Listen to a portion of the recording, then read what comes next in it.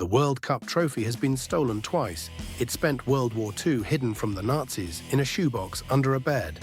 When thieves took it in London, the police couldn't find it. But a dog named Pickles could. And that's not even the strangest thing in this story. There's a match where 200,000 people went silent at the same moment. A player who was murdered over an own goal. And a team that vanished from the tournament because their entire country stopped existing. Right now, the biggest World Cup in history is heading toward its final in New Jersey. 5 billion people will watch. But almost none of them know how gloriously insane the road to this moment was. Buckle up. This is the real history of the World Cup. 1930. A French lawyer named Jules Rimet has a mad idea, a world championship of football hosted in Uruguay, on the other side of the Atlantic.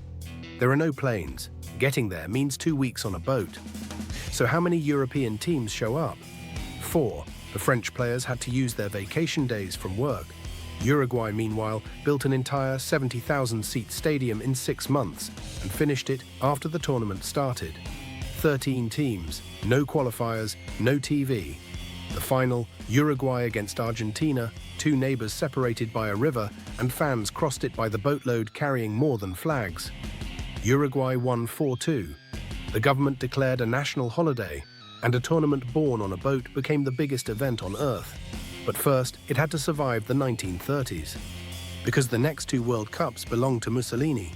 Italy hosted in '34, and football became a propaganda machine. Legend says the team received a message before the final that read, "Win or die." They won. Then they won again in '38. But look closely at that bracket, and you'll find a ghost. Austria qualified, and never played a match. Between qualifying and kickoff, their country was annexed, erased from the map, and from the tournament. Its best players were absorbed by Germany. Then the war swallowed everything. 12 years. No World Cup. And in an apartment in Rome, one man was about to commit the most beautiful act of defiance in sports history. His name was Ottorino Barassi, an Italian football official. The Jules Rimet Trophy, solid gold, the most famous prize on earth, was sitting in a bank vault in Rome. The Nazis wanted it. So Barassi quietly walked into the bank, took the trophy out, and hid it in a shoebox under his bed. Think about that risk. Soldiers searched homes. Discovery meant death. For years, the World Cup, the actual physical World Cup, sat in a cardboard box beneath a sleeping man while the world burned around it. It survived. And when football came back in 1950, it returned to a stadium built for a coronation that turned into a funeral. Brazil, 1950. The hosts build the Maracanã, the largest stadium on the planet. 200,000 people cram in for the final match against tiny Uruguay. Brazil only needs a draw. The newspapers have already printed victory editions. The players are given gold watches before the match. Then, with 11 minutes left, Uruguay scores. 2-1. What happened next has a name. The Maracanazo. 200,000 people, the biggest crowd in football history, went completely silent. Not booing. Silence. FIFA's president said the silence was the loudest thing he'd ever heard.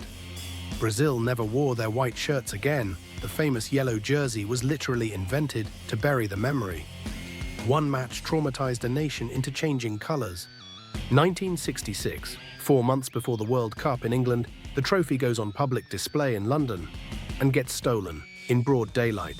Scotland Yard, ransom notes, a fake handoff, a manhunt, nothing. The World Cup is missing, and the World Cup is in 4 months. Then a man walks his dog, named Pickles, in South London. Pickles starts digging at a hedge and pulls out a bundle of newspaper with the Jules Rimet trophy inside. A dog found what Scotland Yard couldn't. Pickles became a national hero. He attended the winner's banquet, got a year's supply of dog food, and out-earned some of the players. You'd think that's the end of the trophy's troubles. It gets worse. 1970. Pelé's Brazil wins the cup for the 3rd time, the first World Cup in color TV. Maybe the most beautiful team ever assembled, and under the rules, Brazil gets to keep the Jules Rimet trophy. Forever, it goes home to Rio into a display case with bulletproof glass. In 1983, thieves ignore the bulletproof glass and pry open the wooden frame around it. The trophy that survived the Nazis, that a dog rescued from a hedge, vanishes. Police believe it was melted down into gold bars within days. It has never been seen again. The trophy players lift today 6.1 kilograms of 18-karat gold, and not even the winners get to keep it. They take home a replica. FIFA learned its lesson. Then there are the matches that stopped being about football. Mexico, 1986. Argentina versus England, 4 years after the two countries fought an actual war. In the space of 4 minutes, Diego Maradona scores the most infamous goal in history, punching the ball in with his fist, the hand of God, and then the greatest goal in history, dancing through 6 Englishmen, sport's biggest crime and biggest masterpiece by the same man in the same match. 8 years later, the dark side turned deadly. Colombian defender Andres Escobar accidentally scored an own goal at the '94 World Cup. 10 days later, he was shot dead outside a nightclub in Medellin, reportedly with the killer saying thank you for the own goal. A reminder written in blood of what this tournament means to people. The modern era kept escalating. 2006, Zinedine Zidane, in the final minute of his entire career, headbutts an opponent in the chest in the World Cup final and walks past the trophy on his way off the pitch. 2014, Brazil at home again loses a semi-final 1-7. Germany scored 4 goals in 6 minutes while Brazilian fans wept on live television. The Maracanazo finally had a sequel, and it was worse. And 2022 gave us the ending nobody could script. Messi against Mbappe, 3-3 after extra time, maybe the greatest final ever played, watched by 5 billion people, half of humanity. No election, no moon landing, no Super Bowl comes close, and now the whole circus has arrived at its biggest stage yet.